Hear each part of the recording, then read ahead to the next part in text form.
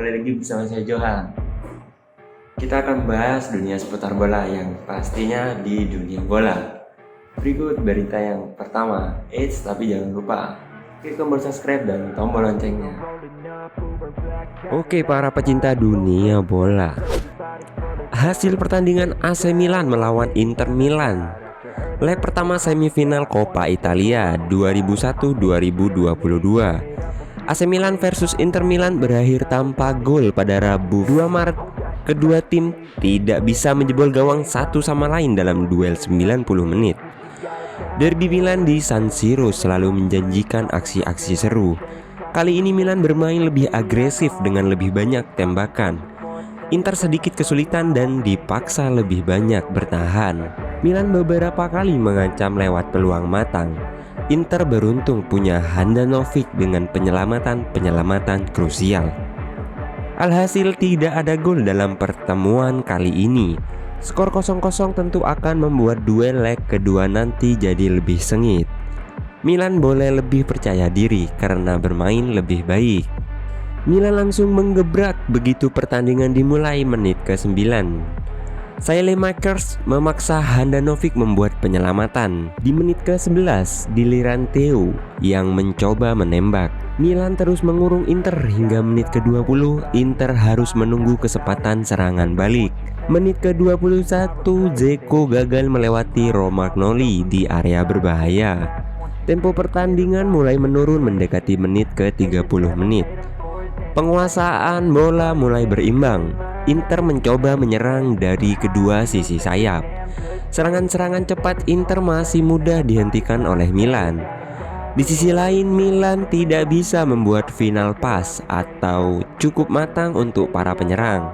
Pola ini bertahan hingga memasuki 10 menit akhir babak pertama. Inter lebih dominan menguasai bola, tetapi Milan lebih mengancam dalam jumlah tembakan. Kedua tim tidak bisa memecah kebuntuan hingga akhir 40 menit pertama. Skor 0-0 mengantar pemain ke ruang pengganti. Pertandingan dilanjutkan kembali. Milan lagi-lagi langsung menggempur menit ke-47. Handanovic dipaksa membuat penyelamatan heroik untuk menggantikan tembakan Leao. Milan sempat mendapatkan momentum di 10 menit pertama babak kedua, tapi tidak ada gol tercipta. Tempo pertandingan pun mulai menurun. Kedua tim bergantian menguasai bola. Memasuki menit ke-65, kedua pelatih mencoba menyegarkan pertandingan dengan pergantian pemain. Milan tampak frustasi karena membuang banyak peluang. Tempo pertandingan masih belum menunjukkan lonjakan signifikan. Kedua tim bergantian menguasai bola, tapi tidak ada serangan berbahaya. Memasuki 10 menit akhir, Inter justru tampak bermain lebih baik setelah pergantian pemain. Milan masih terus mencoba, tapi tidak bisa menemukan celah. Tidak ada gol hingga akhir laga. Tambahan waktu 5 menit tidak mengubah apapun. Skor 0-0 menutup duel Milan versus Inter leg pertama Coppa Italia. Man of the match pada pertandingan kali ini AC Milan versus Inter Milan. Samir Handanovic layak dinobatkan sebagai pemain terbaik alias man of the match di laga AC Milan versus Inter Milan. Bermain di San Siro, duel sengit derby Milan kali ini berakhir imbang tanpa gol. Kedua tim tidak bisa menjebol gawang satu sama lain dalam duel 90 menit ini berlangsung. Handanovic berperan penting untuk menjaga gawang Milan tidak sampai kebobolan. Dia menghadapi 3 tembakan tepat sasaran dan berhasil menghentikan ketiganya. Milan membuat total percobaan 13 tembakan. Handanovic menepis 3 di antaranya yang mengancam gawang Inter. Clean sheet ini bakal sangat penting untuk Inter menghadapi duel leg kedua nanti. Milan akan kembali mengancam. Tenaga Handanovic sangat dibutuhkan tim Inter Milan. Akhirnya WatchScore menentukan bahwa Handanovic menjadi man of the match pada laga kali ini.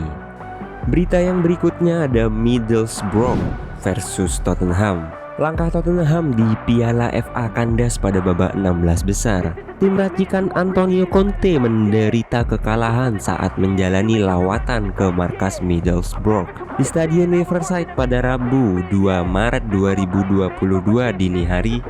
Tottenham yang turun dengan komposisi pemain terbaik kalah dengan skor 1-0 lewat laga yang dimainkan hingga babak extra time. Gol yang menggentarkan jala gawang Hugo Lloris dicetak oleh Josh Coburn pada menit ke-107. Sebenarnya Tottenham diunggulkan untuk bisa menang pada duel lawan Middlesbrough, sebab akhir pekan lalu mereka menang dengan skor 4-0 lawan Leeds United. Tapi Middlesbrough justru melanjutkan catatan impresif. Pada babak sebelumnya Middlesbrough juga membuat kejutan besar lain. The Borough menyisihkan Manchester United di Old Trafford lewat babak adu penalti. Tottenham unggul dalam hal kualitas individu pemain, tapi Harry Kane dan kolega tidak cukup efektif saat mendapat peluang. Justru mereka kebobolan dari bocah berusia 19 tahun yaitu Josh Coburn. Dia baru dimainkan pada menit 96. Ini adalah gol pertamanya di Piala FA. Gol yang mungkin sulit dilupakan dalam karir Coburn. Momen spesial untuk bocah berusia 19 tahun Josh Coburn dilepas oleh Sunderland dan diambil oleh Middlesbrough. Setiap pemain luar biasa, mereka pantas menang, kata keluaran bek timnas Inggris Jonathan Woodgate. Jermaine Defoe, legenda Tottenham, sangat kecewa dengan performa anak asuh Antonio Conte. Defoe melihat pemain Tottenham tidak memberi rasa hormat yang cukup pada lawan dan hasilnya sangat mengecewakan. Ini sangat mengecewakan dari sudut pandang Tottenham, ucap Defoe. Tidak ada rasa hormat kepada Middlesbrough. Anda berharap Tottenham datang ke sini dan mendominasi. Middlesbrough bermain dengan urgensi dan semakin kuat. Pemain muda mereka datang dan memberi efek, tegas Defoe.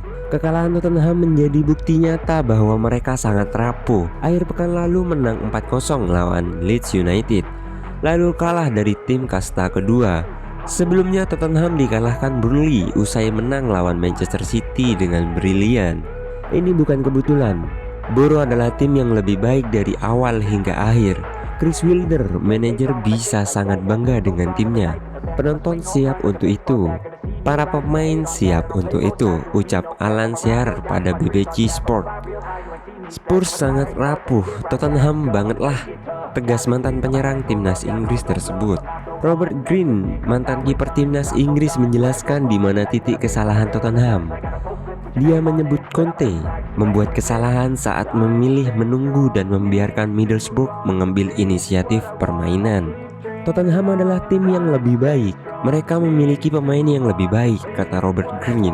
Mereka tidak boleh duduk dalam keadaan defensif dan pasif. Lihat tim Middlesbrough, mereka tidak melakukan itu.